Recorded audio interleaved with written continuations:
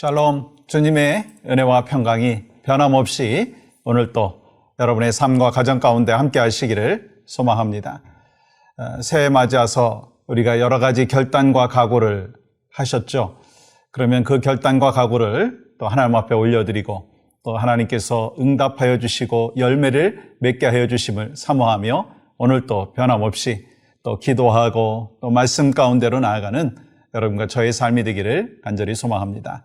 먼저 찬양으로 영광 올려드리겠습니다. 찬송가 31장 찬양하라 복되신 구세주 예수.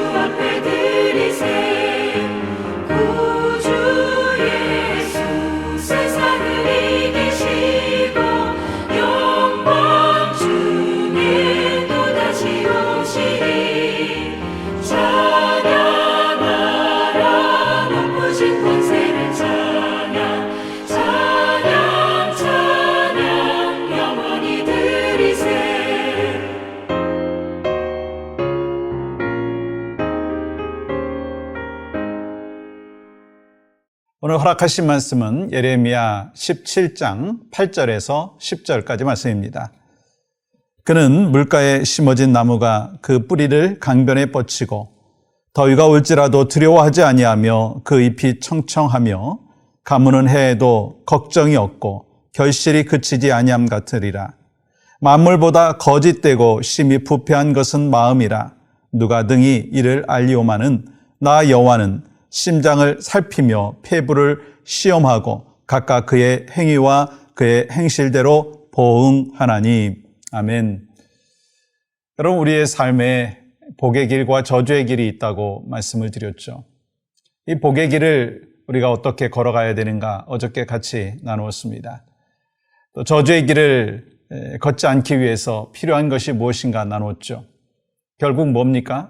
사람을 의지하고 상황을 의지하고 거기에 연연하느냐? 아니면 하나님만 의지하고 하나님이 주신 힘과 능력과 은혜 속에서 살아가느냐라고 하는 것입니다. 특별히 여러분과 제가 2024년 한 해 동안 복의 길을 걷기 위해서 하나님께서 말씀하여 주시는데 그 말씀에 또한 귀 기울일 수 있기를 원합니다. 저는 이 복의 길을 걸어갔던 대표적인 사람을 꼽으라고 한다면 다윗을 이야기할 수 있지 않을까 생각이 듭니다. 그래서 다윗은 시편 23편 1절에서 이러한 고백을 하죠. 여호와는 나의 목자시니 내게 부족함이 없으리로다. 뿐만 아니라 시편 18편 2절에서는요 또 이러한 고백을 하고 있습니다. 여호와는 나의 반석이시요 나의 요새시요 나를 건지시는 이시요 나의 하나님이시요 내가 그 안에 피할 나의 바위시요 나의 방패시요 나의 구원의 뿌리시요 나의 산성이시로다. 다윗은 사람과 육신을 의지하지 아니하고 하나님 의지했어요.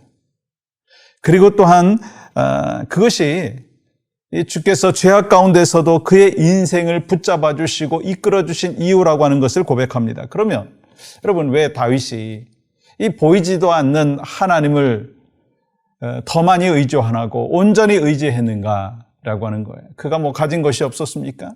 물질이 없었습니까? 이 권력이 없었습니까? 다 갖고 있었습니다.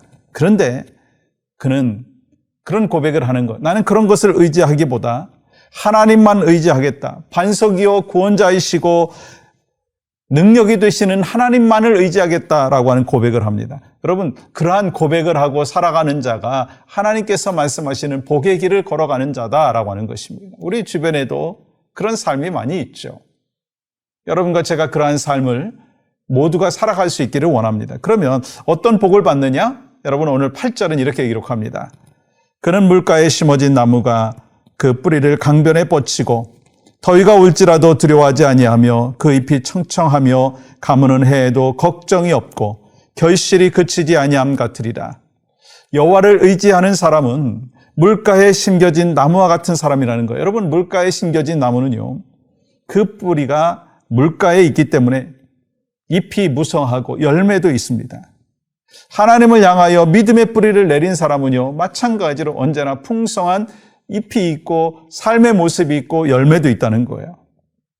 여러분, 여호와를 의지하는 자는요, 이 풍요를 얻을 뿐만 아니라 물질의 환경의 풍요를 얻을 뿐만 아니라 마음과 심령의 복을 받을 것이라고 말씀하십니다. 그래서 이 어떤 환경과 가뭄에도 걱정하지 않는 거예요. 이 땅에 사는 동안 어려움이 와도 그의 영혼은 늘 평안하다. 평안하다. 그것을 고백할 뿐만 아니라 삶 가운데도 그렇게 나타나는 거예요. 왜요? 여호와를 의지할 때 하나님이 주시는 샬롬, 피스, 평화가 있기 때문인 것입니다. 그리고 그 열매를 자신만 먹는 것이 아니라 자신만 누리는 것이 아니라 주변에 있는 사람들한테 나누어지는 거예요. 그야말로 여러분 넉넉한 육적인 열매를 얻을 뿐만 아니라 하나님께서 영적인 열매를 맺게 하신다는 것. 그것이 바로 여러분과 저의 삶의 모습입니다. 그러면 여러분과 제가 어떤 길을 걸어가야 되겠습니까? 뭐 당연히 소망하고 기도하고 주님이 원하시는 이 복된 길을 걸어가야 되죠. 그러면 우리가 그 길을 걸어가고 있는 것을 어떻게 알 수 있는가? 여러분, 오늘 9절은 이렇게 말씀하고 있습니다. 만물보다 거짓되고 심히 부패한 것은 마음이라. 누가 이를 능히 알리오마는 무슨 말이죠? 우리는 사람의 마음을 알기 어렵다는 거예요. 무슨 얘기인가 더 구체적으로 생각해 보면 이 겉으로는 교회에서 봉사도 하고 참 나이스하고 또 뭐 성경 공부를 가르치기도 하고 또 성경 공부를 인도하기도 하고 뭐 봉사하고 충성하는 모습이 있다는 거예요. 아니 그러한 모습이 있다 한다 할지라도 그것이 정말 온전히 하나님을 믿는 사람인가라고 하는 것을 알아보기 위해서 필요한 부분이 있다는 거예요. 이 겉으로는 그렇게 헌신하고 충성하는 것 같지만 실질적으로 그가 정말 주님만 의지하는가, 그리고 또 주님이 주신 복의 길을 걸어가고 있는가 알 수 있는 길이 한 가지 있는데, 여러분 10절은 이렇게 말씀하고 있습니다. 나 여호와는 심장을 살피며 폐부를 시험하고 각각 그의 행위와 그의 행실대로 보응하나니. 문제는 말이 아니라 그냥 잠깐 드러나는 겉모습이 아니라 교회에서 나타나는 모습만이 아니라 삶이 증거가 된다는 거예요. 행위와 행실이라는 거예요. 사람은 육신을 믿는가, 하나님을 믿는가, 그리고 또한 복의 길을 걸어가는가, 저주의 길을 걸어가는가, 어떻게 할 수 있느냐면 그 말이 아니라는 거예요. 청산유수로 말을 잘하고 또 그럴듯하게 뭐 복음을 설명하고 또 그럴듯하게 크리스찬답게 살아간다라고 하는 그 겉모습, 그냥 이렇게 그 부분이 아니라 정말 행실과 행위로서 그 열매가 나타나야 된다라고 하는 것입니다. 여러분이 돈을 섬기고 사람을 의지하는가 아니면 하나님을 의지하는가, 그것은요 열매, 행위로 나타난다는 것입니다. 여러분, 이 나무가 물가에 뿌려진 뿌리를 내린 것 어떻게 알 수 있죠? 그것은요 나무를 막 뽑아봐야 알 수 있다? 뿌리를 다 캐봐야 알 수 있다? 아니라는 거예요. 아무리 가물지라도 잎이 마르지 아니하고 열매 맺는다면 그 나무의 뿌리를 캐내보지 않아도 그 나무의 상태를 알 수 있다는 거. 우리 삶도 마찬가지입니다. 하나님을 의지하고 또 하나님 앞에 가까이 나가는 그 삶을 우리가 어떻게 알 수 있는가? 말씀을 듣고 읽고 묵상하고 그러한 삶만이 아니라 정말 삶 가운데 하나님을 의지하고 있는 사람은 정말 어떤 인생의 가뭄이 온다 할지라도, 고난이 온다 할지라도, 시련이 찾아온다 할지라도 생명력 있게 삶의 그 잎을 또 드러내며 행위와 또 이 모습 속에서 주님을 나타나는 그런 삶을 살게 된다라고 하는 거예요. 저는 2024년 하나님께서 여러분과 저에게 주신 비전, 우리 교회에 주신 비전이 있죠. 뭐죠? 복음과 생활이 일치되는 교회예요. 여러분 얼마나 부담이 됩니까? 저도 참 부담이 돼요. 이 복음은 정말 복음이고 이 복음 알고 지내는 거 참 감사하죠. 근데 복음과 생활이 일치된다. 교회에서만 일치되는 것이 아니라 가정에서 일치되고 삶 가운데 일치돼야 된다. 그것이 바로 주님은 말씀합니다. 복의 길이다. 여러분과 제가 그 복의 길을 올 한 해 동안, 아니 주님이 우리에게 주어지는 그 시간 동안 잘 감당할 수 있는 축복과 은혜가 나타나기를 주님의 이름으로 간절히 축복합니다. 함께 기도하겠습니다. 오늘 함께 기도할 때 모든 성도들이 2024년 비전인 복음과 생활이 일치되는 교회로 살게 하여 주시옵소서.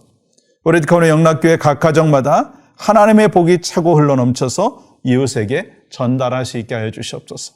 함께 기도합니다. 하나님, 우리가 소망하고 기도하는 복의 길, 그것이 바로 우리의 삶을 통해서 나타나고 또한 그것이 또한 주변에 있는 사람들한테 전해지고 이를 통해서 하나님 나라가 확장되어지고 하나님 앞에 영광과 존귀가 나타나는 아름다운 역사가 있도록 인도하여 주시옵소서. 예수 그리스도의 이름으로 기도합니다. 아멘.